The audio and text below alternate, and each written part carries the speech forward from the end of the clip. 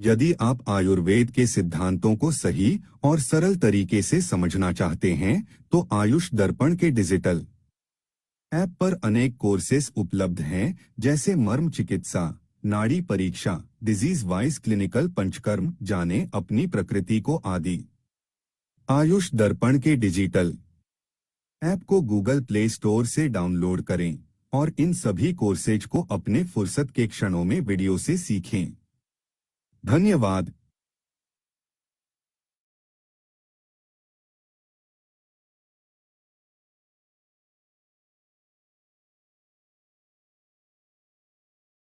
नमस्कार। आयुष दर्पण पर रात के 8:15 पर प्रतिदिन जुड़े क्लिनिकल आयुर्वेद संभाषा से। संपर्क 0941037997।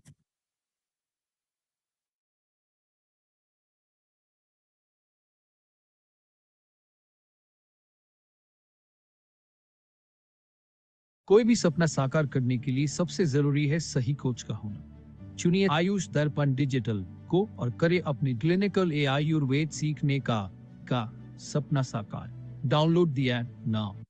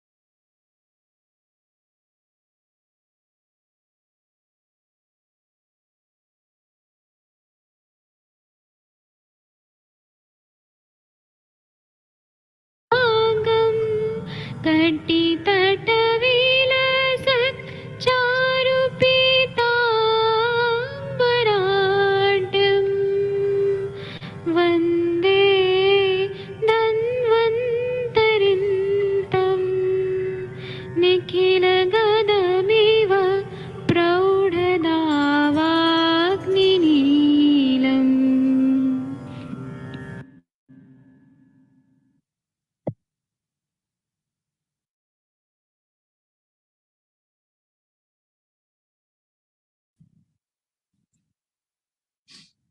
नमस्कार आप सभी को। प्रातःकाल की बेला में आप सभी का स्वागत है पंचकर्म के इस सत्र में। ये सत्र लंबा चलेगा। मैं उम्मीद करता हूं कि आप सभी हमारे साथ निरंतर सुबह बने रहेंगे। आज हम परिचय लेंगे और आज हमारा इंट्रोडक्टरी सेशन है। हमने ये 7वां बैच है पंचकर्म का, जो अभी तक हमने सफलतापूर्वक पढ़ाया है। और अच्छी बात यह है कि सारे जो वैद्य हैं वो अपनी पंचकर्म की प्रैक्टिस करते हैं या कर रहे हैं। मैं उम्मीद करता हूं कि आप भी इसी प्रकार से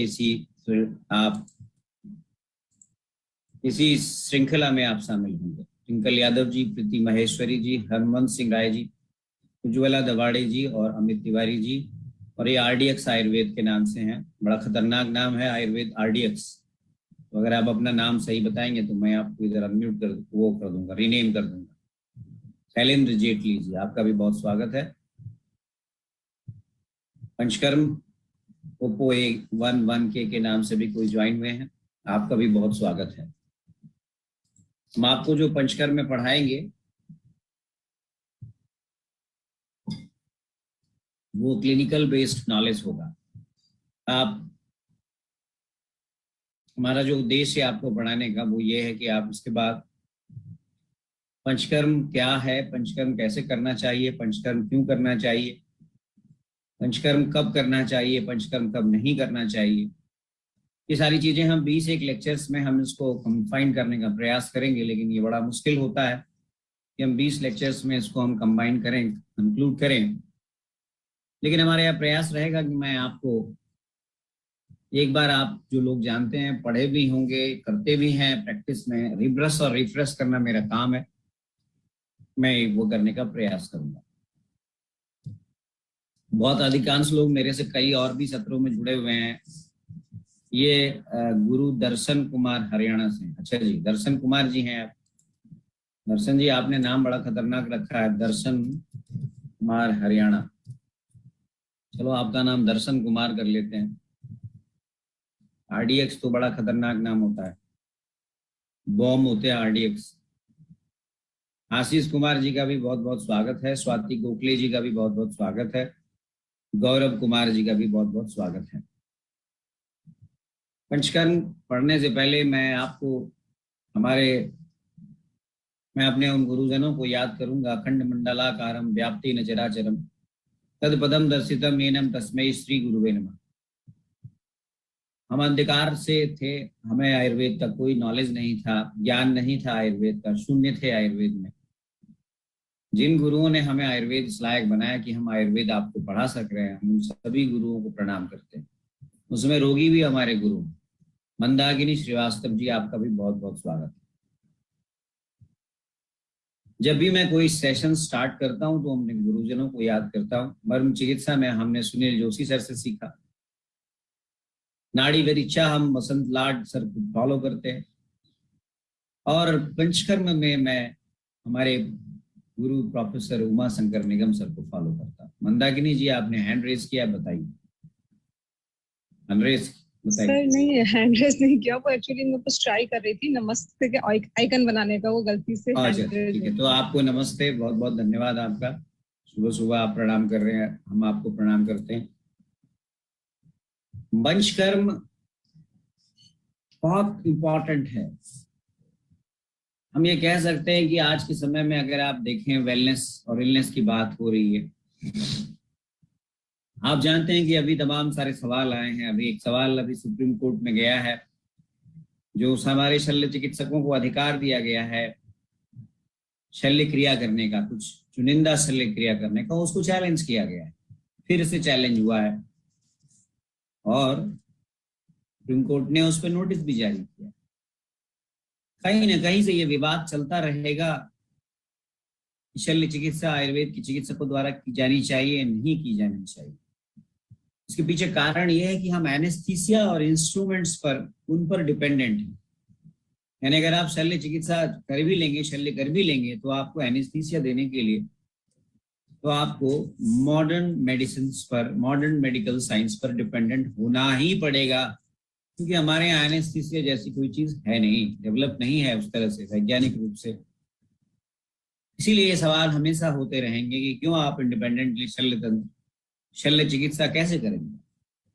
दूसरा, शल्य चिकित्सा में कहीं ना कहीं जब आप किसी भी मरीज को काटते हैं, इंसिजन देते हैं, तो इन्फेक्शन का खतरा होता है। तो कहीं ना कहीं माने ना माने, अगर बड़ी सर्जरी की जाती है तो एंटीबायोटिक्स का प्रयोग करना ही होता है।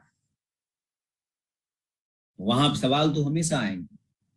लेकिन एक ऐसी विद्या पंचकर्म जो आपकी अपनी विद्या है, जिसपे कोई सवाल नहीं, जिसका इंस्ट्रूमेंट आपका अपना है, जिसका टेक्निक आपका अपना है, जिसके सिद्धांत आपके अपने हैं, ये आपका अपनी विद्या है, इसलिए इस पे आप पे कभी सवाल नहीं होंगे।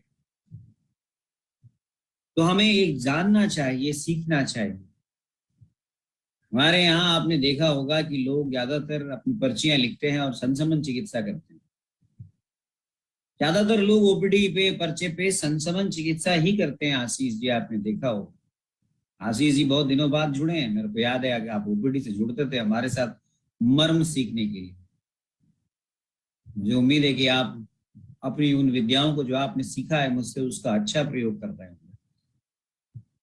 लेकिन हमारे यहाँ आप सब जानते हैं कि लिखा है कि आप संसमन चिकित्सा कितनी भी कर लें, रोगों के दोबारा होने की संभावना बनी रहती है। अगर आप संशोधन करते हैं, फिर संक्रमण देते हैं, तो आपको रिजल्ट अल्टीमेट मिलते हैं। ये बात आप जानते हैं, लेकिन फिर भी हम करते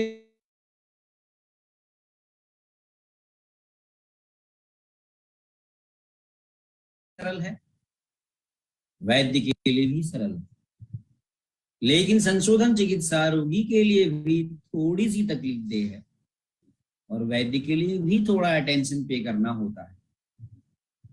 आज के समय में फास्ट जिंदगी है, कोई नहीं चाहता, समय किसी के पास नहीं, इसलिए लोग इससे बचते हैं। लेकिन मेरा उद्देश्य आपको ये बताना है कि आयुर्वेद की जो मूलभूत सिद्धांत है, उसमें शैलेंद्र जेटली जी सबसे जो इम्पोर्टेंट है वो शोधन है। कहते हैं कि आप दोषों को आप ठीक है लंघन करके जीत लीजिए, पाचन करके जीत लीजिए, औषधि खिला के जीत लीजिए, लेकिन कभी ना कभी वो दोबारा वापस आ सकता है। लेकिन अगर आपने संशोधन करके जीता है, बाहर निकाल दिया है जो कुपित दोष है, तो आपको रोग दोबारा नहीं होंगे। तो ये बहुत इंपॉर्टेंट है। तो इसलिए हम आपको क्लिनिकल एस्पेक्ट ऑफ पंचकर्म बताएंगे, clinical aspect of the panchakarma. भगवान धन्वंतरी को प्रणाम करते हुए हम अपने सत्र की शुरुआत करते हैं, और ये काफी आगे जाएगा, लंबा चलेगा, इसमें बहुत सारी चीजें हम बताएंगे आपको।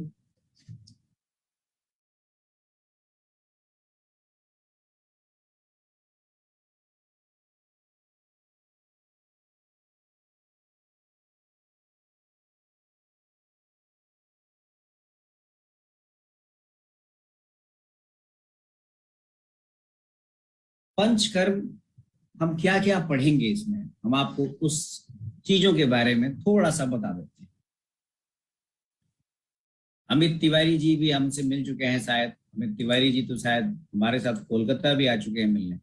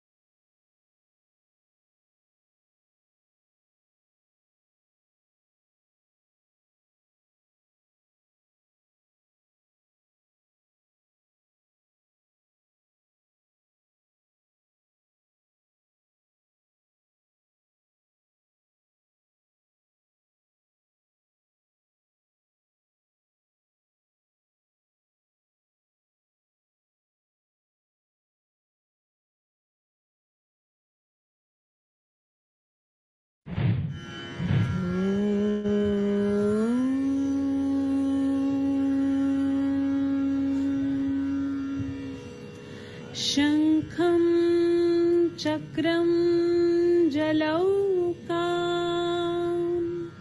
दधतमृतं घटं चारुदौर्भिश्चतुर्भिः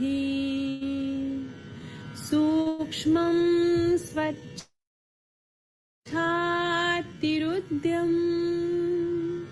शुकपरिविलसनम्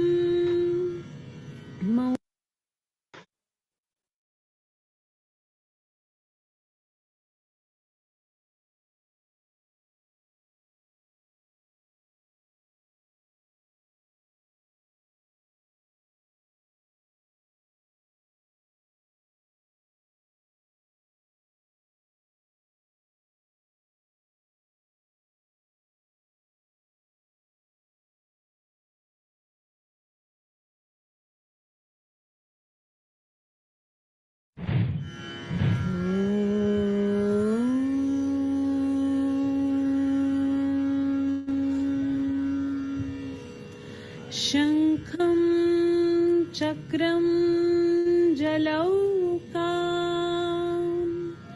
दधतमृतं घटं चारुदौर्भिश्चतुर्भिः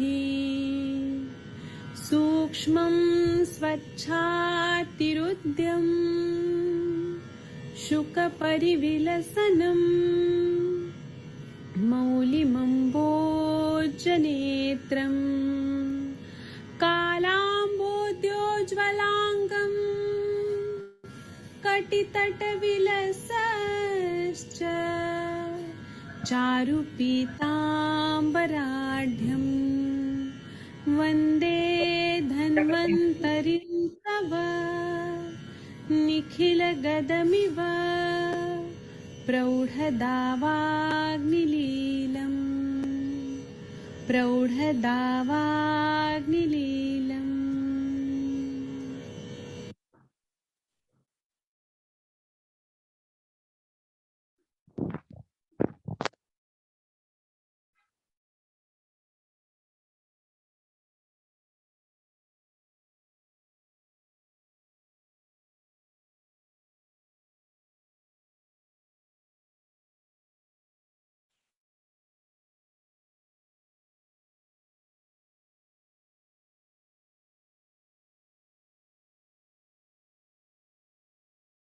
प्रणाम सभी लोगों को। मैं वैद्य अरविंद पाठक पुणे महाराष्ट्र से आप सभी लोगों का स्वागत करता हूं। सभी लोगों को कोटि कोटि प्रणाम करता हूं। आइए आज हम लोग क्लिनिकल संभाषा शुरू करते हैं। अभी 8:30 बज गए हैं। आज की संभाषा अब शुरू हो रही है। तो इसमें मैं सबसे पहले नासा रोगों के बारे में बताऊंगा और ये नासा रोग के पेशेंट हमारे पास प्रैक्टिस में जरूर आते हैं, तो मैं उसका थोड़ा बताऊंगा और उसके बाद में हमारा क्लिनिकल संभाषा शुरू हो जाएगा। मैं यहाँ पर 1-2 लोग को को होस्ट भी बना देता हूँ और फिर उसके बाद में अगर कोई भी कारण से मेरा नेटवर्क चला जाए तो आप लोग इसको मैनेज करते रहिएगा। तो हम लोग क्लिनिकल संभाषण शुरू करें। आप सबके सब भारत के सर्वश्रेष्ठ चिकित्सक हैं, सभी को मैं प्रणाम करता हूँ। नासा रोग जो है वह ऐसा बताया गया है कि नासा रोग 18 टाइप का होता है तथा नासा मवागदाः अष्टादशैव संख्यातः। मतलब नासा रोग, नाक के जितने भी बीमारियां हैं वो 18 टाइप के आयुर्वेद में बताए गए हैं। इसमें ऐसा बताया गया है कि अगर बहुत नासा रोग होने वाला है तो क्या क्या सिम्टम्स हो जाते हैं। तो छींके बहुत ज्यादा आती है, मस्तक पे बहुत ज्यादा ऐसा भरा भरा ऐसा फील होने लगता है, पूरा बॉडी जो है वो बहुत ज्यादा स्टिफनेस आने लगता है, पूरा बॉडी में पेन होने लगता है और पूरे बॉडी में रोमांच होने लगता है। और दूसरे भी जैसे कि अपना घ्राण है वहां पे धुआं निकल रहा है ऐसा प्रतीति होने लगता है। फिर नाक से पानी आना ये शुरू हो जाता है। नासा रोग जो रहता है, हर तरह के नासिका के जो रोग रहते हैं वो अगर धूप में बहुत ज्यादा गए तो मस्तिष्क अगर बहुत गर्म हो गया, बहुत ज्यादा धुआं निकल रहा है, धुआं अगर बहुत ज्यादा ले लिया उसकी वजह से नासिक का रोग हो जाता है। उसी तरह से धूल बहुत ज्यादा अगर चला गया तो उसकी वजह से हो सकता है। या फिर ठंडा उपचार किया, जैसे कि ठंडा पानी से नहाए, आइसक्रीम खाए या फिर कोल्ड ड्रिंक्स पिए, तो इसकी वजह से नासा रोग हो जाता है। इसी तरह से बहुत ज्यादा धूप में घूमे तो भी नासा रोग हो जाते हैं। इसी तरह से मल मूत्र का अवरोध कर दिया तो नासा रोग हो जाता है और इसके वजह से तुरंत प्रतिशाय हो जाता है। सबसे पहले तो मतलब नाक से पानी आने लगता है, छींके आने लगती हैं, ठीक है, उसकी सर्दी जिसको बोलते हैं वो होने लगता है। उसके बाद में ऐसा बताया गया है कि वात, पित्त, रक्त और कफ ये अपने स्व कारण से कुपित होने के बाद मस्तक पे जाके मतलब जमा हो जाते हैं और इथमॉइड साइनस, मैक्सिलरी साइनस और फ्रंटल साइनस, ये मॉडर्न की भाषा है। आयुर्वेद में ऐसा बताया गया है कि स्व कारणों से मस्तक के पास जाके वात, पित्त, रक्त और कफ दूषित होके संचित होने लगते हैं और प्रतिशाय नाम का व्याधि उत्पन्न हो जाता है। तो सबसे पहले हम प्रतिशय पे बात करेंगे। प्रतिशय जो है वह आयुर्वेद में 5 टाइप का बताया है। तो इसमें वातज प्रतिशय जो रहता है उसमें बहुत ज्यादा सूखा सूखा पना रहता है और बहुत ज्यादा पेन होता है, उसमें कफ कहीं ना कहीं अटक गया है ऐसा फील होने लगता है और नाक को खींच रहे हैं कोई अंदर ही अंदर ऐसा फील होता है। स्त्राव जो रहता है वो प्रतिशय है तो थोड़ा ही अल्प स्त्राव होने लगता है। इस तरह से गला, फिर तालु भाग है वह, और उसके बाद में ओंठ, यहाँ पे शोष होने लगता है। और शंख प्रदेश जो टेम्पोरल रीजन है वहां पे बहुत ज्यादा सीवियर पेन होने लगता है, आवाज बैठ जाता है, ये वातज प्रतिशय होता है। इसके बाद में दूसरा होता है पित्तज प्रतिशय। इसमें नाक से गर्म और पीले रंग का स्राव होने लगता है, कुछ ऐसे गरम गरम निकल रहा है, पीला पीला स्राव हो रहा है। मनुष्य बहुत ज्यादा पतला हो जाता है, पांडु रंग का हो जाता है और बहुत ज्यादा उसको प्यास लगती है और नाक से धुआं जैसे निकल रहा है वैसा उसका श्वास उच्छ्वास निकलने लगता है। ये होता है पित्तज प्रतिशय। इसमें नाक से पानी तो बह रहा है लेकिन ये पित्त वाले सिम्टम्स ज्यादा दिखने लगते हैं। उसके बाद में होता है कफज प्रतिशय। इसमें कफ से धूम्र वर्ण का या सफेद सफेद कफ निकलने लगता है, आंखों में बहुत ज्यादा पीलापन आने लगता है, गला, तालू, होंठ और मस्तक में ऐसा लगता है कि बहुत कुछ जमा हुआ है और खांसी आती है, अरुचि होता है, श्वास होता है। ये कफज प्रतिशय में होता है। इसके बाद में रक्तज प्रतिशय। रक्तज प्रतिशय में क्या होता है कि रक्त का कोप होने की वजह से नाक से खून आने लगता है, आंखें जो रहती है वो रेड कलर की हो जाती है, आरक्त वर्ण की हो जाती है, उर में पीड़ा होने लगती है, श्वासोश्वास में दुर्गंधी होने लगती है। फिर उसके बाद में कान में, आंखों में और नासिका में खुजली होने लगती है, कंडू होने लगता है और दुर्गंध और सुगंध का ज्ञान नहीं होता है, लॉस ऑफ स्मेल, ऐसे सिम्टम्स होने लगते हैं। ये रक्तज प्रतिशय का टिपिकल सिम्टम है और ये अगर हमने बहुत दुर्लक्ष्य किया, ध्यान नहीं दिया, उसकी चिकित्सा नहीं किया तो ये असाध्य अवस्था में चला जाता है। फिर लॉस ऑफ स्मेल एक बार चला गया तो परमानेंट लॉस ऑफ स्मेल हो जाता है। इसके बाद में होता है सन्निपातज प्रतिशय। सन्निपातज प्रतिशय में क्या होता है कि कोई भी कारण से मतलब वात पित्त कफ तीनों कारणों से ये बढ़ जाता है और कभी कभी ये होता है, कभी कभी नहीं होता है, मतलब नष्ट भी हो जाता है फिर से हो जाता है। इसमें दोनों चीज रहते हैं, इसमें नाक सूखा भी रहता है, नाक से पानी भी आता है, क्योंकि तीनों दोष हैं इसमें, वात पित्त कफ। और नाक से फिर कभी कभी बहुत ज्यादा पानी आने लगता है, कभी कभी नाक सूख जाता है। इसमें नाक से बहुत ज्यादा ऐसे खींच रहे ऐसा फील होने लगता है और दुर्गंध और सुगंध का ज्ञान नहीं होता है, लॉस ऑफ स्मेल होता है। और इसी तरह से दुष्ट प्रतिशय भी कष्ट साध्य होता है, जो क्रॉनिक साइनोसाइटिस, रेनाइटिस ऐसा बताया गया है, क्रॉनिक अवस्था में ऐसे ही होता है। इसी तरह से पूरे जो अपने इंद्रियां हैं, आंख, मुंह, नाक, कान, सभी इंद्रियों में बहुत ज्यादा तकलीफ होने लगता है। सन्निपातज प्रतिशय में अग्नि मान्यता रहती है। उसके बाद में और दुष्ट प्रतिशय में भी ऐसे ही सिम्टम्स रहते हैं। फिर ज्वर होता है, श्वास कास होता है। फिर उसके बाद में उर प्रदेश में बहुत ज्यादा और रिब्स में बहुत ज्यादा पेन होने लगता है और काले रंग का, लाल रंग का ऐसा बहुत ज्यादा बलगम आने लगता है। और इसमें कृमि भी होते हैं, छोटे छोटे कीड़े होते हैं, लंबे, स्निग्ध, सफेद और छोटे छोटे कृमि होते हैं। और नाक से एक व्रण ठीक होता है तो उसमें जब व्रण फूटता है तो दुर्गंध युक्त पोए निकलने लगता है, मतलब पस निकलने लगता है, कभी कभी रक्त मिश्रित पोए निकलता है। नाक से जो अंदर का जो लेयर है, खपली, वह निकलने लगता है। और कभी कभी ये अंदर इन्फेक्शन बढ़ता है तो जो लैक्रिमल डक्ट है, अश्रुवाहक नासिका की नलिका, वहां तक ये जाने लगता है और आंखों से भी पानी आने लगता है। अगर इसका टाइम पे इलाज नहीं किया जाए तो ये अंदर अंदर मांस की दुष्टि कर देता है और फिर लॉस ऑफ स्मेल परमानेंट हो जाता है।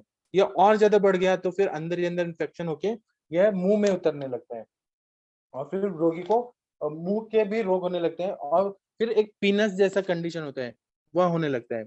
तो इसमें चिकित्सा क्या देना चाहिए? सन्निपातज चिकित्सा में ऐसा बोल रहे हैं कि बादाम का तेल जो है, बादाम का तेल 5 तोला, गाय का घी 5 तोला, कपूर का तेल और फिर भृंगराज का तेल, ये कोई भी हम लोग इसको थोड़ा थोड़ा डाल सकते हैं। बादाम का तेल, गाय का घी, कपूर का तेल, भृंगराज का रस या अडुलसा का रस या जो ये रहता है जो कंटकारी और या फिर बकरी का दूध, ये सब लेके इसका नस से दे तो बहुत अच्छा फायदा होता है।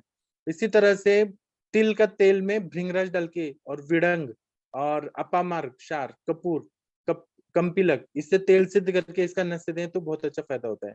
अगर बहुत नाक में बहुत गंदगी भरा हुआ है या पस आ रहा है तो इसमें हमें क्या करना है कि मतलब हमें पहले तो शिरो विरेचन करना पड़ेगा, मतलब ऐसा नस से देना पड़ेगा जो शिरो विरेचन करे।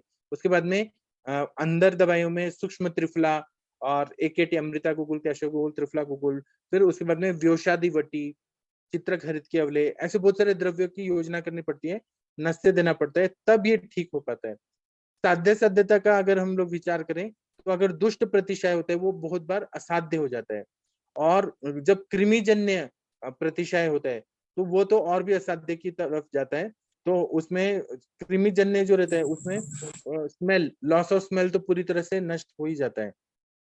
अब प्रतिशय के जो पेशेंट आते हैं तो इसमें हम लोग बहुत सारी चीजें डाल सकते हैं, जैसे त्रिकटु, एरंड, वाइवडंग, देवदार, काला अतिविषा, कुष्ठ, फिर ऐसे बहुत सारे वनस्पतियां हैं जिनका हम लोग नस्य दे सकते हैं या फिर प्रधमन नस्य दे सकते हैं। अगर कृमि है तो कृमि के लिए कृमि कुठार रस का हम प्रधमन नस्य दे सकते हैं, विडंग का चूर्ण का प्रधमन नस्य देते हैं, करंज के चूर्ण का, पलाश के बीज का चूर्ण का दे सकते हैं। इसी तरह से प्रतिशय में तीक्ष्ण घृत, तीक्ष्ण नस्य कवल धारण करने से फायदा होता है। इसी तरह से इंटरनल मेडिसिन में शुंठी, पिपली, कुष्ठ, विडंग, मुनक्का, इसका कल्क या काढ़ा बना के सिद्ध घृत को अंदर ले भी सकते हैं और पेशेंट को नस्य भी दे सकते हैं। शुंठी, दालचीनी और मिश्री का काढ़ा दे सकते हैं। शुंठी, दालचीनी का लेप मस्तक पे लगा सकते हैं। इस तरह से काली मिर्च और गुड़ दही के साथ सेवन करने से ये बहुत अच्छा फायदा करता है।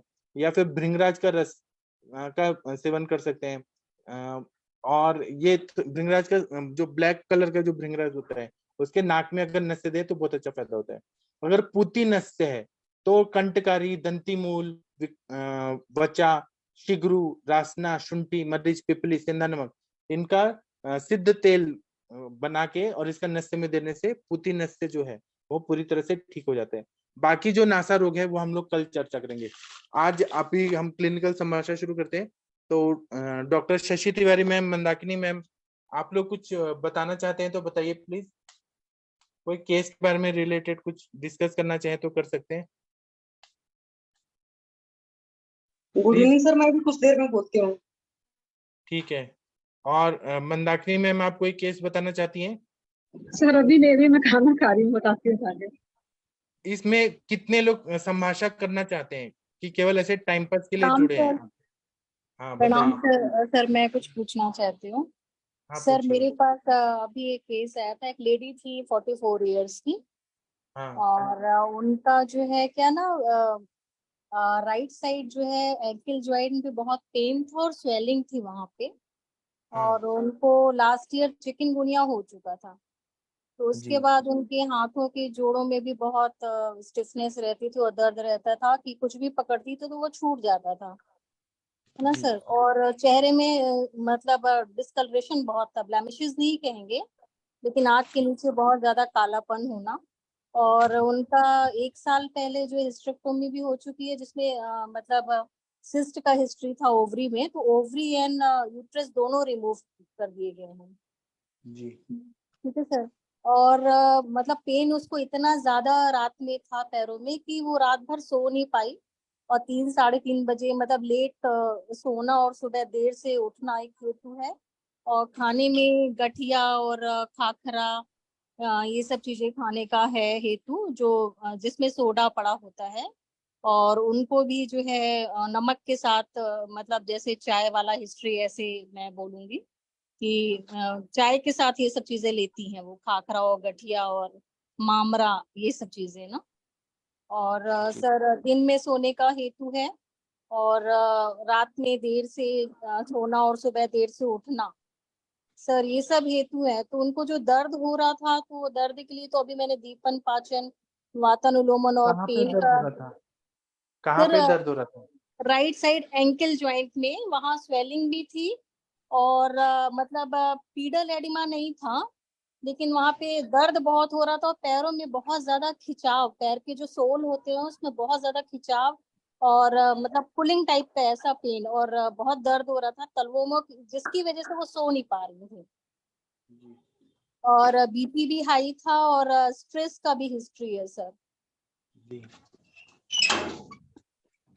तो क्या क्या दवाई दी आपने? सर आज तो अभी तो मैंने उनको आम पाचक टैबलेट दी, और आरोग्य हाँ वर्धिनी वटी दी, और रात में एरंड वृष्ट हरित की दिया रात के लिए, हाँ वातानुलोमन के लिए। और साथ में उनको दर्द बहुत ज्यादा था, तो मैंने अभी उनको महायोगराज गुगुल और वात गजांकुश रस दिया सर। और स्वेलिंग की तो पुनर्वासो वो पहले से ले रही थी, उन कहीं दिखाया होगा उन्होंने, तो मैंने उसको कंटिन्यू करने को बोला था सर। अभी 5 डेज बाद सर फिर से बुलाया है। सर बताएं फिर क्या ठीक किया, कहाँ मिस्टेक करी, कैसा किया सर, थोड़ा सा गाइड करें। हेलो।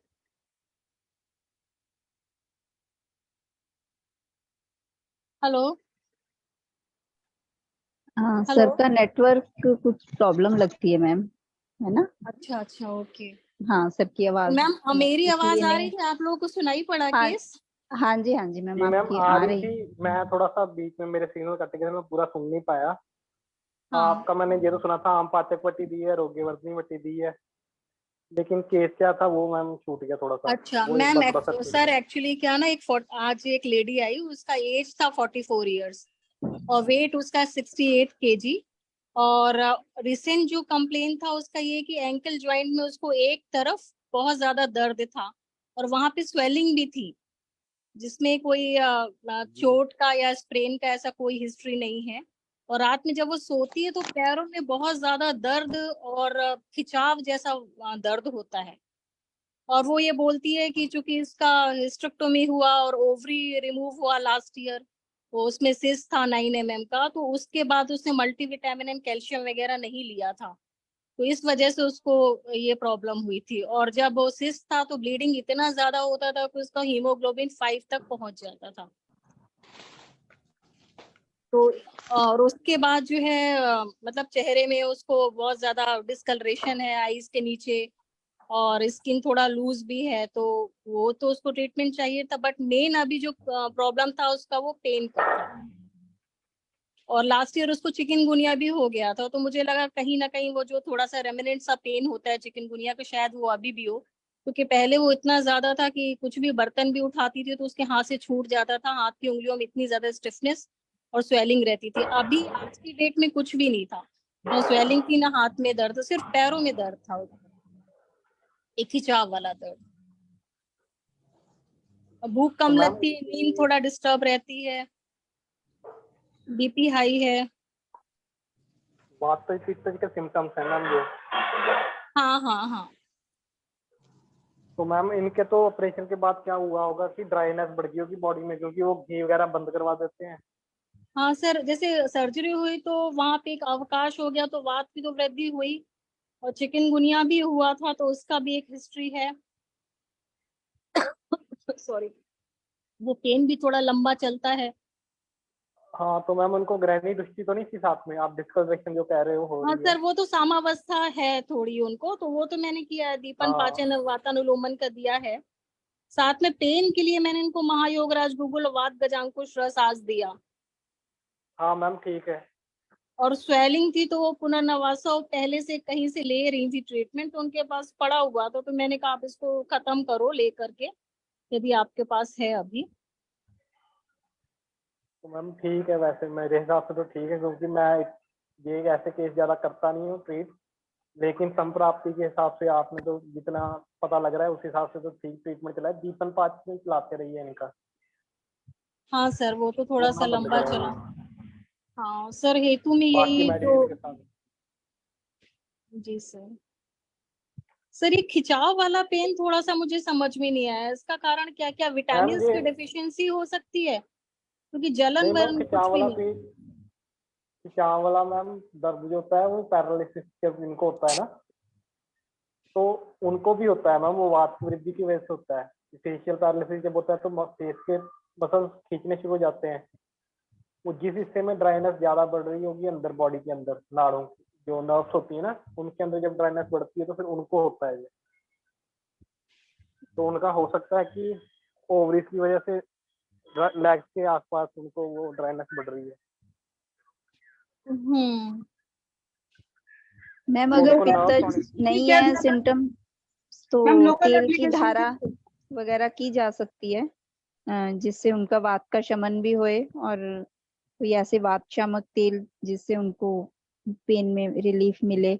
और जो अभी शोथ मैं आप बता रहे हैं मैम हाँ एंकल हाँ पे, वो जी। क्या है, मतलब अडीमा कैसे है, हार्ड। मतलब नॉन पिटिंग टाइप ऑफ, एक जैसे ना सिस्ट जैसे कुछ फूला हुआ थोड़ा वैसा दिख रहा था, non pitting type of oedema था।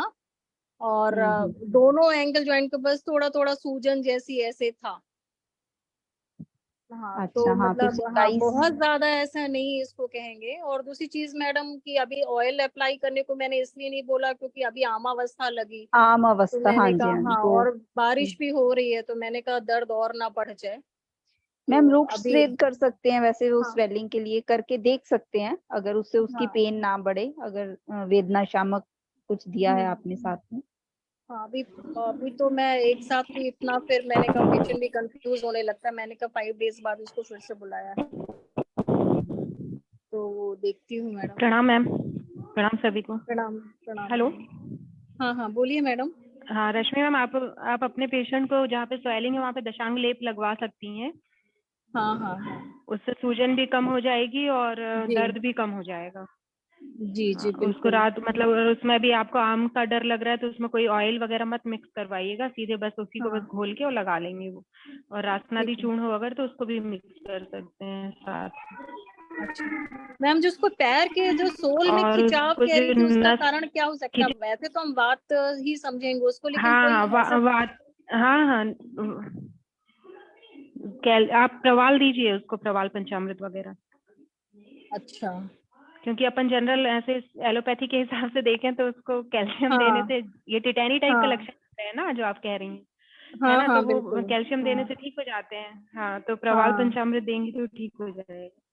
हाँ सही कह रहे हैं मैम, क्योंकि उसको गुस्सा भी आता है, इरिटेशन भी बहुत ज्यादा, तो मूड स्विंग्स भी होते हैं, चूंकि हिस्टेरेक्टमी हो चुकी है, तो कहीं ना कहीं वो जो हम्म। पेरीमेनोपॉजल कैरेक्टर है वो भी आ रहे हैं उसको, है ना। हाँ हाँ जी। हाँ हाँ, जी तो जी उसमें वही करना है आपको, वात पित्त शामक चिकित्सा। जी जी जी। ब्लड टेस्ट कुछ कराया क्या हम्म। आपने? नहीं आज तो अभी कुछ नहीं, वो उसने पहले बोला कि 6 मंथ पहले कराया था तो शुगर भी नहीं था और जो है यूरिक एसिड थायराइड भी नहीं है, लेकिन 1 साल पहले उसका हीमोग्लोबिन इतना कम हो जाता था, 5 और 6 हो जाता था, जब उसको सिस्ट थी ओवरी में।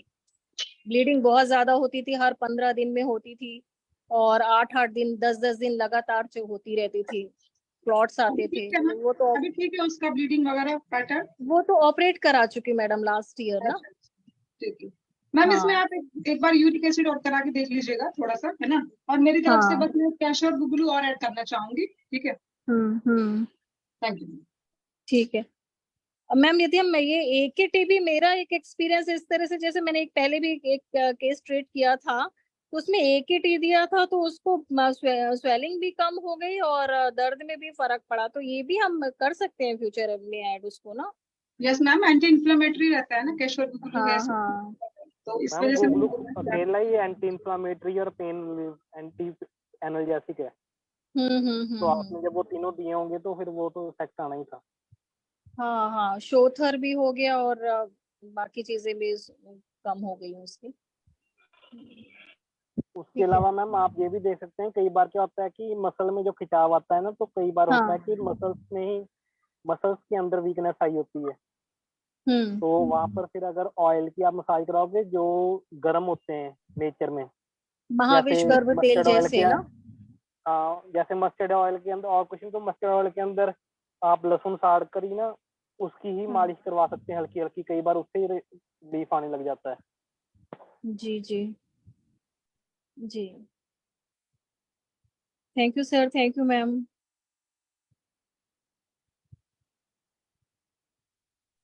और किसी का केस है तो हाँ मेरे बताइए, पास है मैम, बोलिए। एक पेशेंट है 60 इयर्स की, उसको ना भूख नहीं, मतलब भूख ऐसे बोलती नहीं है कि भूख नहीं लग रही है, हाँ उसका कहना बोलिए। है कि खाना नहीं खिलाता है, तो खाना निगल नहीं पाती है ना। खाना खाने बैठती है तो जितना भी खाना खाती है वो पानी के साथ खाती है, मतलब एक और निगलेगी तो पानी पिएगी तभी वो अंदर जाएगा, तो मतलब, लेकिन उसको जब मैंने अच्छे से पूछा तो उसका ऐसा नहीं है कि उसको निगलने में कोई प्रॉब्लम है या गले में कुछ और है, सिर्फ उसकी इच्छा नहीं हो रही है खाने की, मतलब खाने में ही उसको स्वाद भी नहीं लग रहा है, खुशबू भी नहीं आ रही है।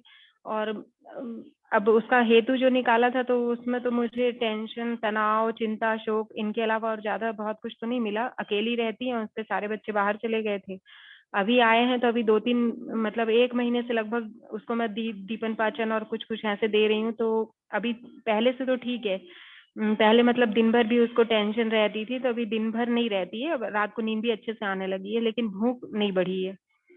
तो आज मैंने उसको दिया है अग्नितुंडी वटी एक, क्योंकि अब उसकी दूर रहती है, वो प्रकृति भी नहीं पता, और एज भी 60 हो गई है, तो एक गोली ही दी है, और चित्रकारी वटी भी दी है अब एक चूसने के लिए। अब इससे दीपन पाचन नहीं होगा तो पता नहीं अब भूख बढ़ेगी। हाँ, दाढ़ी मास्टक चूर्ण भी दिया है सुबह खाने के लिए। और क्या देना चाहिए था? मैम कोई पास्ट हिस्ट्री बताइए ना, कोई ऐसा चल रहा हो उसका इलाज या कुछ हुआ हो, डायबिटीज वगैरह कुछ ऐसा नहीं, है? कोई इलाज नहीं चल रहा था। उसको पैरालिसिस हुआ था कुछ 5-6 महीने पहले, फेशियल पाल्सी टाइप का, तो थोड़ा सा इफेक्ट दिखता है चेहरे पे, और बाकी कुछ नहीं है, सब ठीक है उसका। और कोई उसको ना बीपी की, शुगर, कोई भी मेडिसिन नहीं चल रही थी। तो उनकी भूख में इम्प्रूवमेंट हुआ क्या ना? भूख उसकी पता नहीं कैसे गायब, स्ट्रेस और टेंशन वगैरह घर में। नहीं, भूख में इम्प्रूवमेंट नहीं बता रही है वो। उसे भूख लग रही है कि नहीं लग रही है? भूख, उसका कहना है कि भूख मतलब भूख नहीं लग रही है। वो टाइम हो रहा है तो 2 बार वो खाती है, जैसे खाना खाती है, और थोड़ा सा ही खाती है, और मतलब उतनी इच्छा अच्छे से जैसे हम लोग खाते हैं ना खुशी से, वैसे नहीं खा रही है वो। जलन वगैरह कुछ, मतलब आपको क्या लग रहा है, कफज है, बात कुछ ऐसा आपको क्या समझ में आ रहा है? रुचि जो है मुझे कफज, क्या उसका क्षुधानाश कफज लग रहा है तो नहीं लग रही।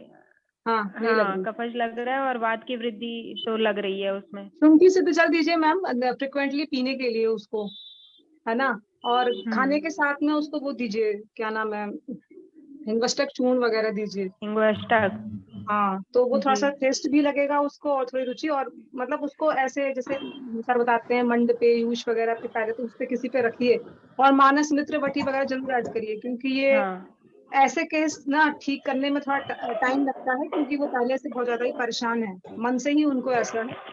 तो दीपन पाचन के साथ में थोड़ा सा एक अनुलोमन भी कर दीजिए, है ना, फिर देखते क्या करते हैं। और हमारे कोई वैद्य मैम के में कुछ ऐड करना है तो बताइए आप। हिंगोष्टक चूर्ण तो अनुलोमन भी कर देगा ना?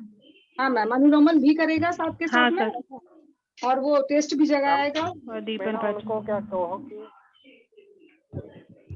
जब तक भूख नहीं लग रही ना तब तक वो खाना ना खाए। जब तक भूख नहीं लग रही ना तब तक वो खाना ना खाए। उसकी जगह पर क्या करें कि शक्कर जो होता है ना, शक्कर बना लें पतला सा। हाँ। उसके अंदर आप डालिए हिंग, या तो अभी पत्ती का चूर्ण डाल लीजिए, जीरा,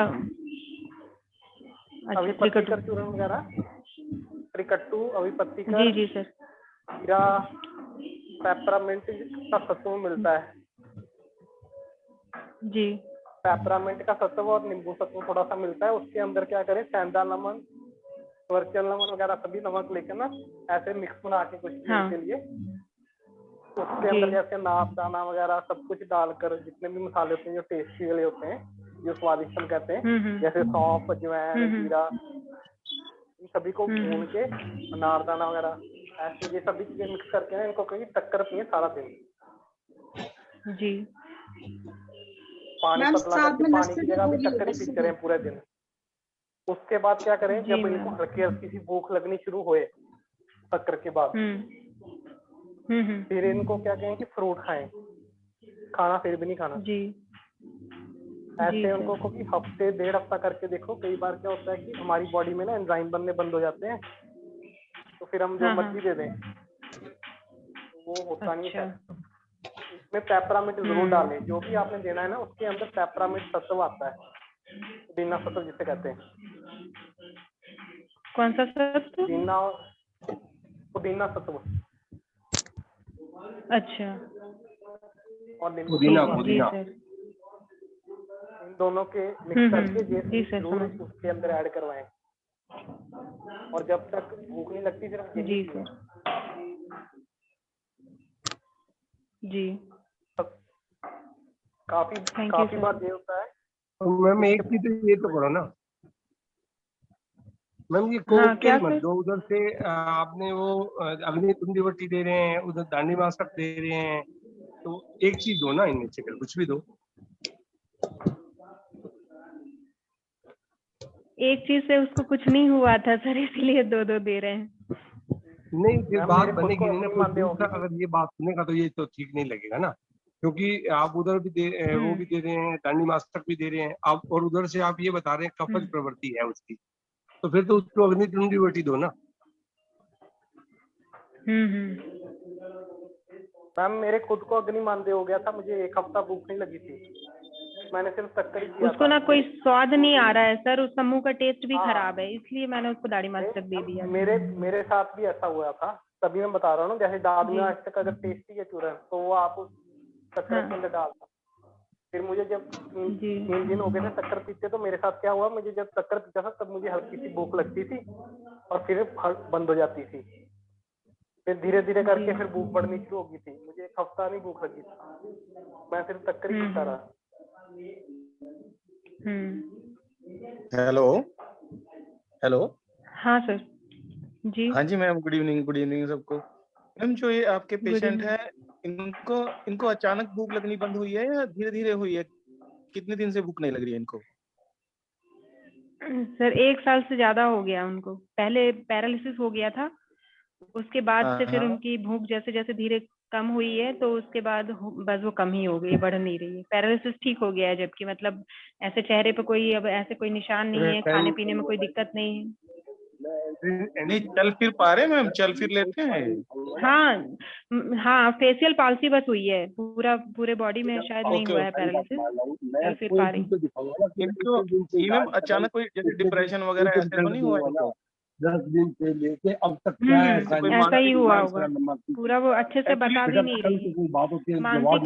मानसिक था सर, वो अकेली रहती है। हरीश सर प्लीज आप म्यूट कर लीजिए, बहुत सारी क्या ऐसी कोई मैं ये कहना चाह रहा था कि कई बार जो ओल्ड पेशेंट होते हैं ना, इनमें कई बार अगर कोई कैंसर होना शुरू होता है ना, तो भी इनकी भूख एकदम से कम हो जाती है, क्योंकि ये ओल्ड पेशेंट है। तो आपको इसका जो कैंसर मार्कर होते हैं ना, वो भी एक बार आप चेक करा लेना।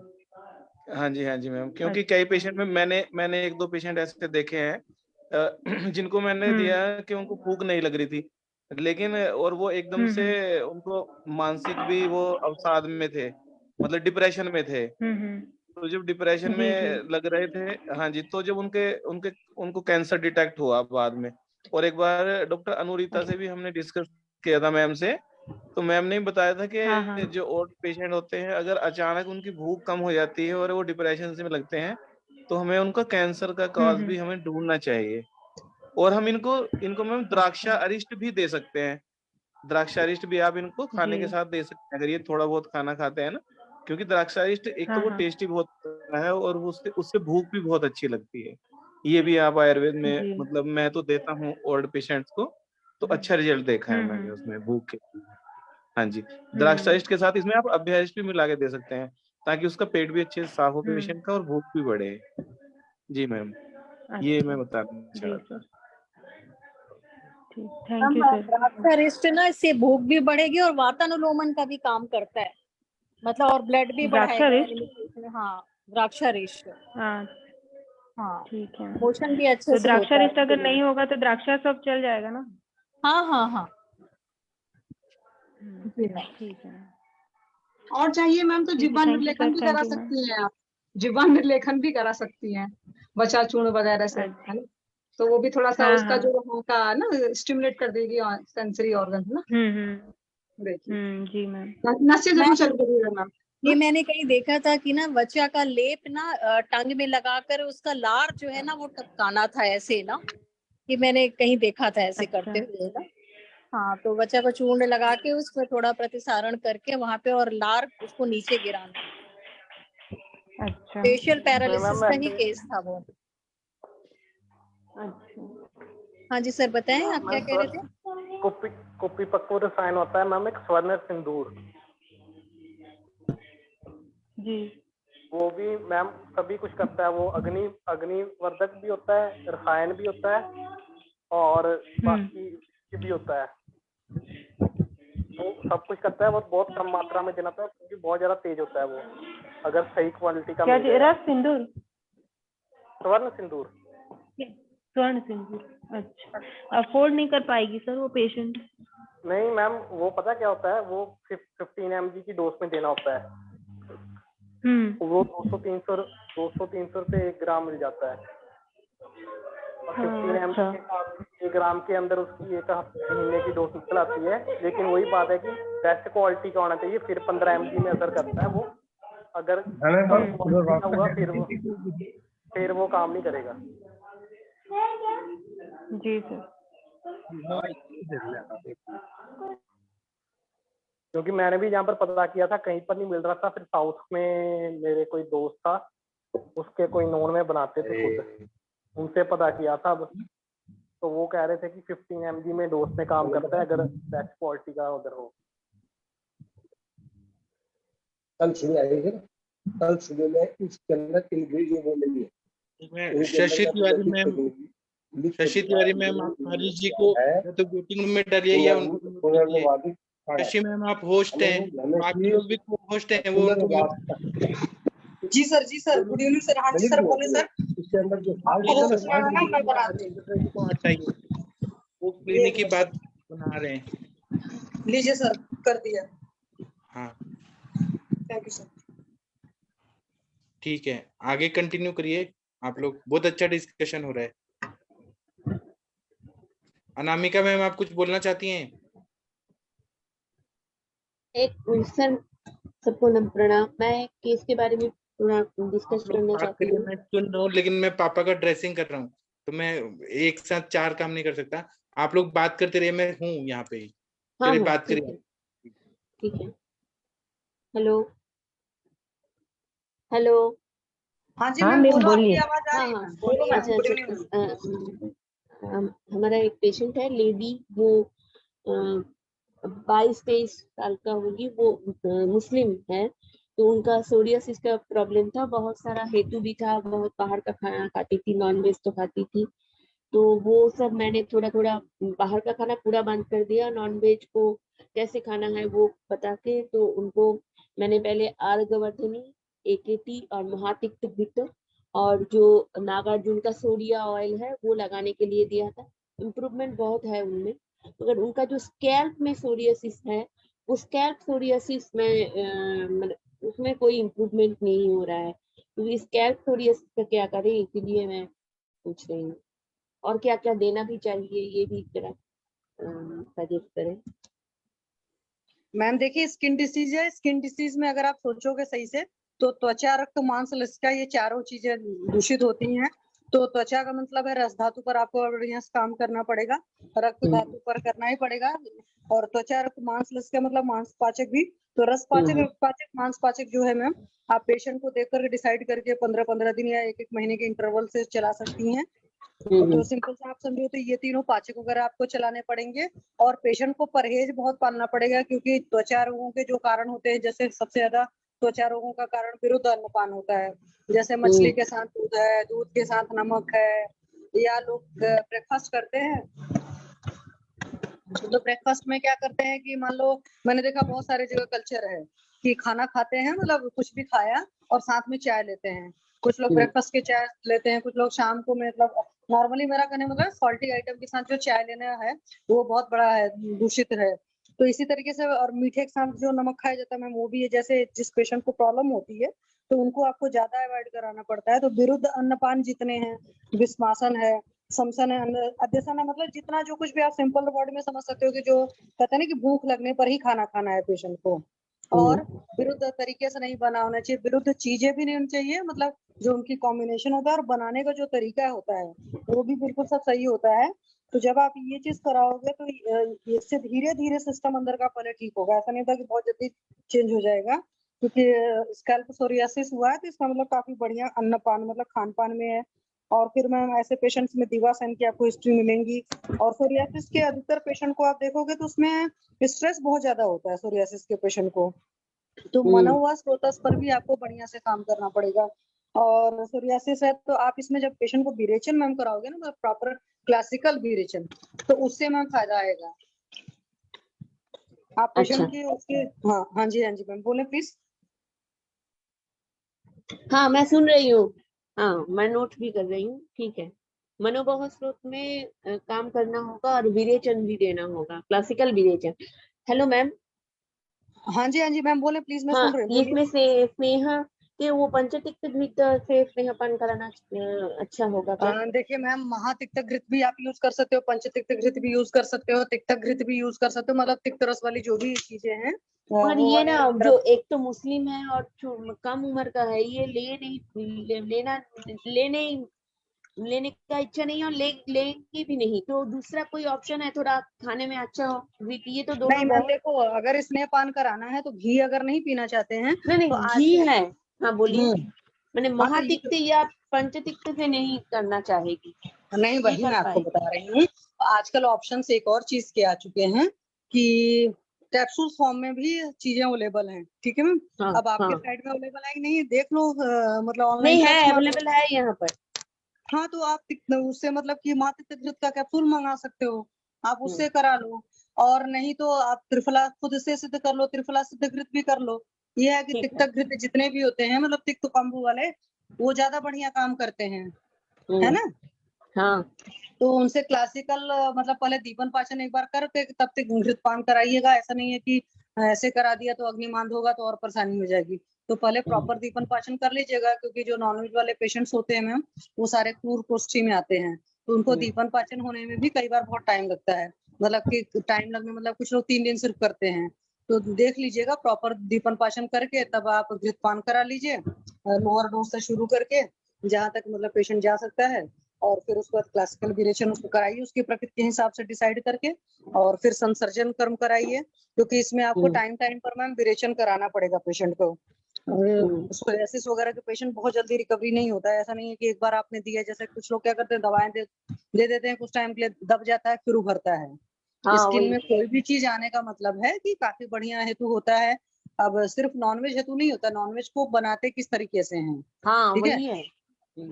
या प्रिपरेशन बहुत गलत होती है और उसमें सारा फ्लेवरिंग एजेंट डाल डाल करके फ्लेवर ला करके खा लेता है इंसान ढेर सारा, मतलब जो उसकी जठराग्नि जितना अलाउ करती है उससे ऊपर लोग खाते हैं।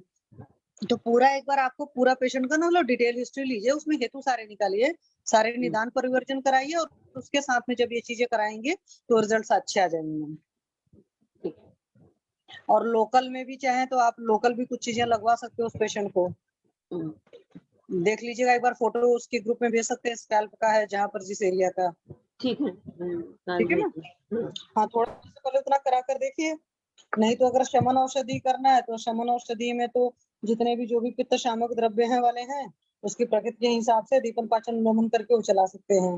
पर ऐसे जब करेंगे विरेचन करके प्रॉपर तो बढ़िया रिजल्ट आएगा। ठीक है। ठीक है मैम। और किसी का भी सोरियासिस का बहुत बेहतर रिजल्ट हो शमन औषधियों से तो प्लीज गाइड करें मैम को। अर्चना मैम।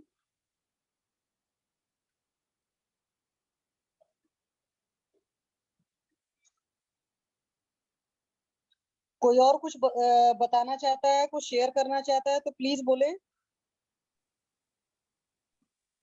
मैं ये पूछना चाहती हूँ कि किसी भी वैद्य की प्रैक्टिस में कोई ऐसा फेस पैक या कुछ ऐसा एक्सटर्नल एप्लीकेशन के लिए फेस में कुछ जो रेडीमेड अवेलेबल होता है, किसी को कुछ आइडिया है किसी कंपनी का?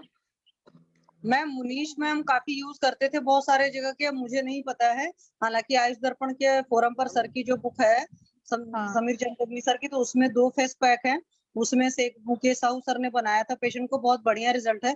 तो चाहो तो उसमें से आप लेकर के मतलब इंग्रेडिएंट जो है वो वाले आप बना लो। और कुछ कंपनियां बनाती हैं, हालांकि मैं उन चीजों पर बहुत कम विश्वास करती हूँ। मैं आपको मतलब अंदर की बात बताऊं कि आप खुद जब बनाओगे ना उन चीजों को लेकर के तो उसके बहुत अच्छे रिजल्ट है, क्योंकि मुकेश साहू सर ने काफी पेशेंट्स पर अपने यूज किया था। पहले वो एडीएफ पर रेगुलर थे, तो अभी काफी टाइम से सर नहीं आ रहे हैं, पर मुझे याद है कि उन्होंने बनाए थे फेस पैक और अच्छे रिजल्ट थे। तो आप देख लो, जो उसमें से 2 फेस पैक है उसमें से लिखा भी हुआ कौन सा किसके लिए ज्यादा एप्लीकेबल है, तो आपको जो सुटेबल इंग्रेडिएंट मिल जाता है आप बना लो। अदरवाइज जो 3rd चैप्टर है ना उसमें भी आप पढ़ सकते हो। 3rd चैप्टर चरक सूत्र स्थान 3 जो है उसमें भी बहुत सारे मतलब मसूर की दाल बेस होती है और सारी चीजें मिलाते हैं, चंदन उंदन सारी चीजें हैं। तो आप देख लो किस हिसाब की पेशेंट की अफोर्डेबिलिटी है, उस हिसाब से देखकर बना सकते हो। तकदीर सिंह सर कुछ बोलना चाहते हैं, बोले सर। हाँ मैम, मैंने पूछा था कौन से इश्यू के लिए चाहिए। क्या कह रहे हैं सर? क्या क्या कह रहे हैं सर? प्रॉब्लम के लिए उसके चेहरे में ब्लैमिशेस जैसा नहीं कहेंगे सर, लेकिन आंखों के चारों तरफ काला काला और फेस में चीक्स के पास भी थोड़ा सा मतलब एक स्यावता जो कहेंगे ना वैसा है। पैचेस फॉर्म में नहीं, एक चेहरे में जो कालापन आ जाता है वो है।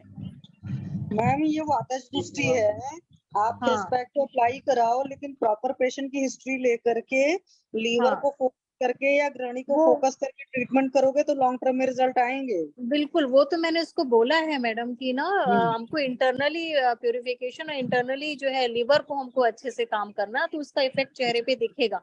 लेकिन पेशेंट को क्या होता है ना कि नहीं मुझे कुछ लगाने को भी आप दे दो, अभी 5 दिन बाद शादी में जाना है तो वो लगाती है, कुमकुमादी लेपम लगा रही थी, बट उसको लेके भी आई थी। आप अपने पास से जो मार्केट में है उसकी कितनी इफिकेसी है मुझे नहीं पता है। आप कुमकुमादी ले लो और उसमें कुछ और चीजें थोड़ा सा ऐड करके आप दे दो पेशेंट को। मैं तो मैम सोच रही हूँ ना कुमकुमादी तेल का नसिया भी उसको बोलती हूँ और एप्लीकेशन के लिए भी बोलती हूँ। उसमें एलोवेरा जेल मिला के ना तो स्किन टाइटनिंग का भी काम करेगा वो। कुमकुमादी तेल का नस्य बहुत अच्छा काम करता है। आप हाँ, लेकिन मैम किसका लूं, नागार्जुना का लूं कि एवीपी का लूं? नागार्जुना का मैंने यूज किया, नागार्जुना का बहुत अच्छा है, आप दे सकते हैं। हाँ ठीक है मैम, थैंक यू मैम।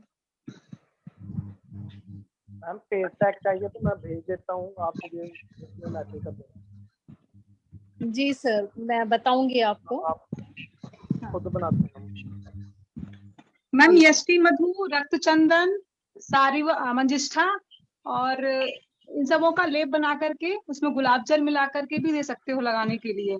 और एक ना ये रखती हूँ मैम, लोध्र और ये है लोध्र और मंजिष्ठा और सारिवा, दारू हरिद्रा, ये सब तो मैं देती हूँ चंदन वगैरह मिला। कांति लेप भी आता है उसका, पतंजलि का कांति लेप आता है ना, कांति लेप।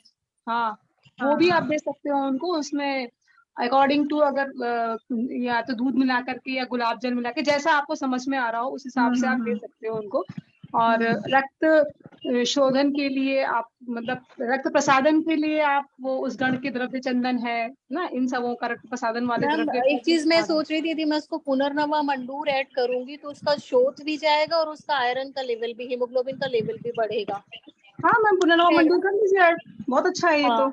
लेकिन मैम प्रॉब्लम क्या है, मैंने जो मंगाया ना वो नागार्जुन इसका आया मेरे पास इस बार आर्य वैद्यशाला का, तो वो लेहिया फॉर्म में है, टैबलेट नहीं है, तो उसमें तो गोमूत्र हरित की वो पड़ा होता है ना गोमूत्र, तो उसको बोल दीजिए वो खुद से खरीद लेना, क्या करना है उसमें। हाँ हाँ, वो लेहिया फॉर्म में खाएगी तो स्मेल आएगा वो। तो किसी का एक्सपीरियंस है क्या उसका?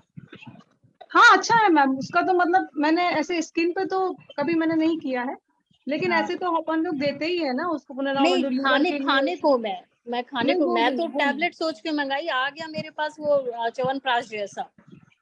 अच्छा लगेगा मैम, ऐसे मत बोलिएगा उसको कि इसमें कुछ ऐसा मिला है, कुछ बोलने की जरूरत नहीं है आपको, बस बोलना है कि औषधि है, आप इसको आंख बंद करके खा जाइए। आप अगर ऐसे खुद से सोचोगे कि ऐसे आएगा वैसे आएगा तो वो फिर हमारे मन में एक बार धारणा बन जाएगी, तो फिर मरीज के लिए भी हम ऐसे ही सोचने लगेंगे ना। नहीं वो बात तो ठीक है मैडम, लेकिन गोमूत्र का स्मेल इतना तेज होता है ना, आपको वो आ रहा है, घी तक नहीं खाती है वो। आप एक खोल के देखिए ना, आपको आ रहा है क्या? टैबलेट फॉर्म में भी आता है ना मैम, टैबलेट फॉर्म में। टैबलेट फॉर्म में आता है, मैंने टैबलेट मंगाया था बट उन्होंने भेज दिया वो च्यवनप्राश जैसा गोमूत्र। मैम खोल के उसको आपने स्मेल आ रही है क्या इसमें स्मेल गोमूत्र की? खोला नहीं था, खोल के चेक करूंगी, बाहर से दिख रहा था तो मैंने कर लीजिए फिर उसको। हाँ वो ज्यादा अच्छा रहेगा, कर लेंगे, संशय मिट जाएगा ना। जी जी थैंक यू। ठीक, थैंक यू मैडम। और किसी को कुछ मतलब शेयर करना हो बताना तो प्लीज बताएं। मोनिका मैम ने देखो लिखा है, मोनिका मैम बता दो मैम आपने जो जो लिखा हुआ है। मैम इनको ना वर्णगण का काढ़ा कह सकते हैं, और मैम हमने अपनी प्रैक्टिस में देखा, इवन आप उनको सुकुमार कषाय भी दीजिए। सुकुमार कषाय अगर जैसे स्त्री है तो कुछ ना कुछ अगर हार्मोनल डिस्टर्बेंस होगी उसको भी ठीक करेगा, प्लस वात शामक भी होता है, ठीक है, तो वात को भी ठीक रखेगा। आरोग्यवर्धिनी बट्टी और साथ में कैशोर गुगु ये दीजिए मैम। आरोग्यवर्धिनी बट्टी लीवर पे काम करती है, तो आपका वो गृहिणी वाला जो पोर्शन है वो भी, उसको भी ध्यान में रखेगा। और तीसरा मैम इनको सारी वाद्यासर दीजिए मैम, सारी वाद्यासर का बहुत अच्छा रिजल्ट है। ठीक है। और लोकल एप्लीकेशन के लिए मैम अभी आप कुछ भी जैसे अभी बताया सबने वर्णगन को ही अगर आप उसका, और जैसे आप बता रहे लौद्र का, यही मैम इसी तरह की चीजें भी अगर आप दे दें, और जो आप बोल रहे हैं कि मैं उनको कुमकुम आदि तेल का नस्य एडवाइज कर रही हूँ, ये बहुत अच्छा है, वो आप करवाओ। और उनको मैम ये बोलो कि थोड़ा पेशेंस रखें, है ना। और हाँ जी और मैम, वातानुलोमन के लिए भी जरूर कुछ दीजिए मैम, जैसे उनकी प्रकृति को देखते हुए ना वातानुलोमन के लिए भी कुछ ना कुछ दीजिए। सौम्य अगर करना है तो त्रिविलेहम ही दे दीजिए रात के टाइम पे। मैम मैंने तो आज उसको डेली उनको एरंड दे दो बेस्ट मैम। हरितकी दिया तो और उनका आरोग्य वर्धिनी वटी और राम पाचक दिया था, साथ में पेन के लिए दिया था। एक्चुअली उसको एंकल जॉइंट में पेन भी बहुत ज्यादा था और स्वेलिंग थी वहां पे दोनों तरफ। मैम अच्छा किया आपने। हाँ आरोग्यवर्धनी और इवन एरंड ब्रश की दोनों में काम करेगी, पेन को भी कम करेगी और वात का शमन भी करेगी। तो डेफिनेटली जो उसका डिस्कलरेशन है फेस के ऊपर, तो वहां पे भी उसको हेल्प मिलेगा। सारी बात आसन वगैरह और ऐड कर दीजिए मैम। जो आसन होते हैं इनका एक अपना अलग तरीके का इम्पैक्ट होता है, तो ये काफी अच्छा काम करता है। महामंजिष्ठादि घनवटी भी दी जा सकती है। अभी आप वर्णगन का भी काढ़ा दे सकते हो, जो समीर सर की बुक है समीजम दग्नी सर की, उसमें भी वर्णगन का काढ़ा है। मेरे को मिलेगा तो मैं अभी आपको उसका स्क्रीनशॉट पोस्ट कर दूंगी ग्रुप में। बिल्कुल तो थैंक यू ये, और मैम पेशेंट को कहिए कि थोड़ा सा पेशेंस रखे, लेकिन डेफिनेटली मैम अगर वो ये सब ले लेता ना 15-20 दिन में ही आपको डिफरेंस तो नजर आएगा ही आएगा उसको। बिल्कुल। इवन मैडम मैंने देखा है ना, दीजिए मैम। आरोग्य वर्धिनी वटी और रस पाचक भी हम देते हैं हाँ, ना, हाँ, तो बहुत उससे अच्छा स्किन में फर्क आता है। टेक्सचर में फर्क पड़ता है। ये मैंने पर्सनली बिल्कुल पेशेंट में बिल्कुल आता देखा है है। मैम। हाँ बिल्कुल आता है मैम। थोड़ा सा उसको काउंसिल करके ना उसको बोलिए आपको थोड़ा पेशेंस रखना पड़ेगा, मतलब क्योंकि डिफरेंस आना शुरू हो जाएगा, लेकिन जो एक सिग्निफिकेंट और आपको दिखे ऐसा वाला डिफरेंस के लिए 10-15 दिन आपको पेशेंस रख के रेगुलर मेडिसिन लेनी है। और उसके साथ साथ मैम डाइट का भी उनका थोड़ा सा देखिएगा कि वो बहुत ज्यादा वात को बढ़ाने वाली इस तरह की चीजें ना ले। उनकी प्रकृति को भी ध्यान में रखते हुए ना उस तरीके से मैम थोड़ा डाइट का पोर्शन उनका वैसे सेट करना। मैम एक्चुअली वो स्ट्रेस बहुत लेती है। उसकी बेटी को जब क्लास 10th में थी तब ब्रेन हेमरेज उसकी बेटी को हुआ था, और हस्बैंड को 4th स्टेज का एवियन का प्रॉब्लम है। तो कहीं ना कहीं फैमिली में इतना स्ट्रेस है, मदर इन लॉ भी है, तो उनके साथ भी थोड़ा रिलेशन उतना अच्छा नहीं रहता उनका, तो स्ट्रेस तो है।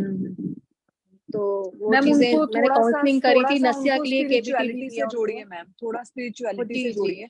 और हाँ, हैबिट्स क्योंकि उससे से हाँ। डेफिनेटली मैम देखिए सब मानते हैं कि भगवान तो है ही, लेकिन एक जब इंसान को इतनी ज्यादा अनरेस्ट होता है ना दिमाग के अंदर, तो जब उसको ये पता चलता है ना कि एक कोई है जिसके सहारे मैं अपनी सब चीजों को भूल सकता हूँ, या I can give everything to God and relax, वो एक रिलैक्सेशन के पॉइंट पे लेके आना बहुत जरूरी होता है। अदरवाइज कोई और चीज उनको रिलैक्स करेगी नहीं, आप कितने भी काउंसलिंग कर लो।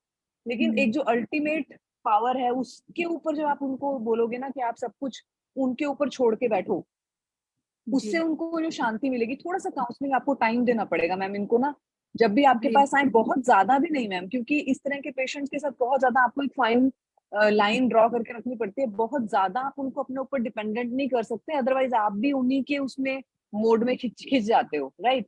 तो उनके साथ होते हुए भी, उनसे अलूफ होते हुए, एक मतलब जो बोलते हैं ना आयुर्वेद में दृष्टा की, उससे देखते हुए उसको आपको उनको उनके मुसीबत से बाहर निकालना है, और उनको एक तीसरा ये देखे कि आपको एक शक्ति देगा, ये सहारा देगा, ऐसे करके उनको एक आप स्पिरिचुअलिटी की तरफ थोड़ा लेके जाइए, और ये सब दवाइयां उनको दीजिए खाने के लिए। और ब्रेन के लिए भी मैम दे सकते हो आप कुछ ब्राह्मी बट्टी वगैरह, जिससे उनको थोड़ा रिलैक्सेशन हो, मानस मित्र वटक या ब्राह्मी बट्टी वगैरह इस तरह की चीज दे सकते हो। जी मैम, आज तो मैंने केबीटी का नस्या का उनको ऑयल दिया है सर वाला जी। तो हाँ, उससे भी क्या उनको नींद अच्छी, मैंने महसूस किया कि केबीटी ऑयल से जब हम नस्या करते हैं ना सर, मैडम मेरे जितने भी पेशेंट सबको नींद बहुत अच्छी आने लगी। कहाँ वो सबका यही कंप्लेन होता था कि नींद नहीं आती है, तो अच्छा मतलब मुझे रिजल्ट मिला। तो आज तो मैंने वही पंचकर्मा का है तो थोड़ा सा कुछ कॉस्ट इफेक्टिव बना के थोड़ी शिरोधारा जैसा कुछ, या तो उनको इस तरह का योग निद्रा के तरह का कुछ ऐसा उनको प्रोग्राम में डाल दो, तो थोड़ा सा उनको ना रिलैक्स मिलेगा आके आपके पास। एटलीस्ट वो 1-2 घंटा भी अगर रिलैक्स होती हैं तो उसी मोड में वो बाद के 2-3 घंटे भी निकालेंगी, तो थोड़ा उनको ना she come out of it. जी जी जी, थैंक यू मैडम। मैम एक क्वेश्चन और, ये 4th स्टेज का एवियन क्या हम ट्रीट कर सकते हैं कि सर्जरी ही ऑप्शन है इसका? मैम एवियन में रिजल्ट्स बहुत अच्छे आते हैं, सर हमेशा बताते हैं। हाँ, सर ने बताया था इसीलिए। जी बिल्कुल बिल्कुल, लेकिन वो 4th अच्छा रोल है मैम। मैम देखिए ट्राई जरूर कीजिए ma'am, don't leave it like that. देखो सर्जरी तो अल्टीमेट गोल है ही मैम, हाँ, मैंने आज उनको यही दैट इज समझाया। Only solution that we can जी। सी। हाँ, लेकिन उसके पहले अपनी तरफ से जितना हो सके उतना ट्राई कीजिए मैम। जी। Even if you can delay the surgery that is also win for us. नहीं, I told her about this कि ना कि she can take at least 6 month. So अभी क्या समर्स में ना she can't go for surgery, तो विंटर में ज्यादा सुटेबल रहेगा, सर्जरी भी करा सकती है और मेरे को 6 मंथ का मैम टाइम तब भी तक का मिल टाइम जाएगा। आपके पास है। हाँ, तब तब तक तक आप मुझे उनको टाइम बोलो, मिल हाँ जाएगा। आप बोलो कि तुम तिक क्षीर वस्ती लो और उनको बाद शामक सब चीजें दे के मैम वो करके देखो आप। वर्णादि कषाय वगैरह में बहुत अच्छा काम करता है। इसको एक तरह की अंतर्विद्रधि मान के ना आप वर्णादि कषाय से भी बहुत अच्छा ट्रीटमेंट कर सकते हैं मैम। जी जी जी जी मैम। रश्मि मैम, एक बार अपनी आयुर्वेद की डायग्नोसिस बनाओ। एवियन उधर बना हुआ है ठीक है, बट अपनी प्रॉपर आयुर्वेद की डायग्नोसिस बनाइए। आयुर्वेद की डायग्नोसिस में देखिए कहाँ कहाँ हाँ क्या वो क्या तो बहुत जरूरी है। मैम, हाँ, आज जब तो क्या तक ना खाली वो लेडी आई थी और उस हस्बैंड के बारे में ऐसे डिस्कस कर रही थी कि आयुर्वेद में ट्रीटमेंट हो जाएगा। ऑलरेडी वो पंचकर्मा करा चुकी है आयुर्वेद में ना, मैम तो बात ठीक है, एवियन बट के कई लिए। सारे हाँ लोग पंचकर्म को भी अभी जैसे देखो ना, बहुत सारे लोग कराते हैं पर उस तरीके से नहीं। जैसे पेशेंट का मुझे याद है, जितेंद्र मिश्रा सर का पेशेंट था, वो घृतपान उसने सही तरीके से नहीं किया था। सर ने शायद बमन एब्रेशन जो भी कराया उसके ठीक से नहीं आए थे रिजल्ट।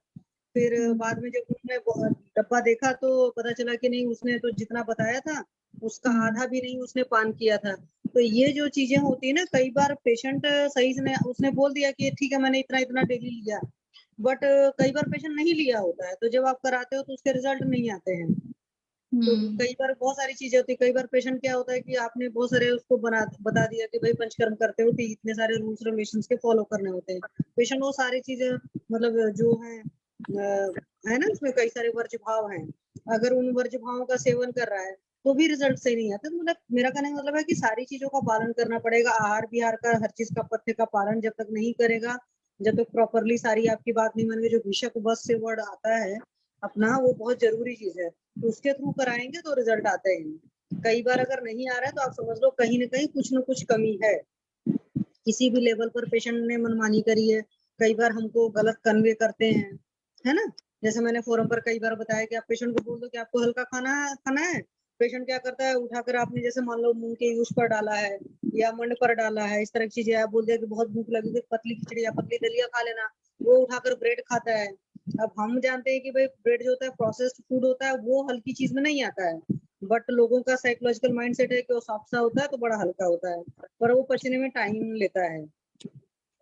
ठीक है मैम, तो इस तरीके से करके ऊपर प्रॉपर उनकी गाइड ले लीजिए, नहीं तो चाहे तो आप फोरम पर भी पेशेंट को ऑनलाइन ला सकते हैं। और प्रशांत भट्ट सर ने किया और मैम, पाठक सर ने पहले ना काफी इनकी वाइफ को ठीक कर दूं तो इनको कॉन्फिडेंस आएगा, तो फिर वो हस्बैंड एंड बेटी को भी लेके आएंगे ना, तो हाँ जी, थोड़ा सा हाँ ना।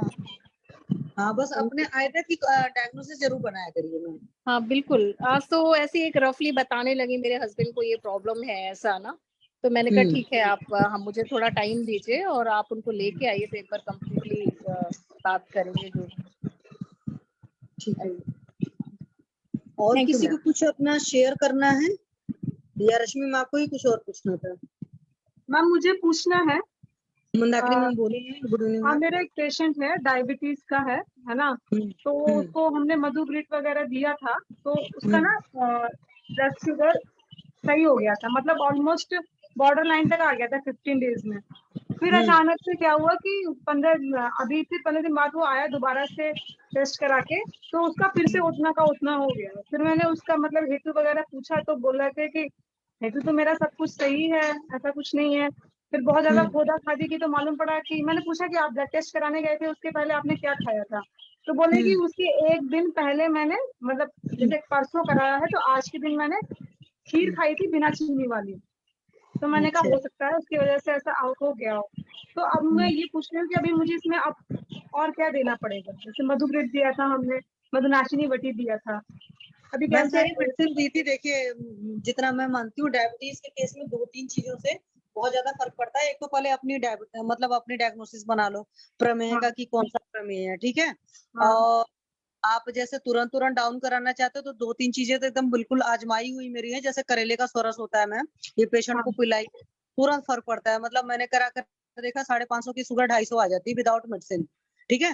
तो आप उसको चाहो तो डेली में करेले का स्वरस हो बोल सकते हो कि ज्यादा नहीं 1 पीस से स्टार्ट करो, ये बोलो 1 पीस करेले का, और सही वाला होना चाहिए वो मतलब मतलब वो एक पीस pesticide वाला काट करके, एक पीस को काट के स्लाइस में अब और मिक्सी में उसका चला लो ना, मिक्सी में चला करके आधा कप पानी डाल करके मिक्सी में चला कर छान करके पी जाए, और मैम पी लेता है आराम से बंदा, मैंने पीकर देखा हुआ है। ठीक है, तो ऐसा नहीं होता कि करेला कड़वा होता है पी नहीं सकते हो। तो एक तो ये चीज बहुत बढ़िया रिजल्ट लाती है। और जो ये मेथी दाना होता है, इसको स्प्राउटेड फॉर्म में खाना होता है, मतलब आधा चम्मच भिगा दो, शुरुआत आधे चम्मच से करिए, बाद में आप मैक्सिमम वो जो 5 ग्राम वाला चम्मच नहीं होता है, तो 1 चम्मच आप भिगा दो, उसको स्प्राउटेड फॉर्म में खाना होता है, तो उससे भी बहुत बढ़िया रिजल्ट आता है। उसका पानी पी जाइए। एक और चीज होता है कि अभी देखो मुझे वो पत्तियां नहीं आ रही है, शायद आग की पत्तियां होती हैं, उन पर अपने पैरों को करना होता है। ठीक, अपने उसमें लिखा है शजरत्नावली में पलट लेना। तो ये 3 चीजें बहुत है। चौथी चीज जो है, शुगर के पेशेंट का सबसे ज्यादा शुगर फ्लक्चुएट होता है जब भी पेशेंट स्ट्रेस में रहता है, और उस चीज को हम लोग कई बार आउट नहीं कर पाते, या पेशेंट खुद भी नहीं समझ पाता है, चाहे उसकी नींद डिस्टर्ब हुई हो, कुछ भी किसी वजह से चिंता करेगा तो होगा। और ये मैंने कई सारे पेशेंट्स ने खुद बताया कि मैम जैसे ही स्ट्रेस होता है तुरंत हमारा फ्लक्चुएट करता है, आप देखोगे, मतलब आप समझो कि बीपी की तरह फ्लक्चुएट करता है शुगर भी। वॉक वॉक जरूर कराइए पेशेंट को, और उसको ये एक चीज बोलिए कि बहुत ज्यादा वैल्यू पर नहीं जाए।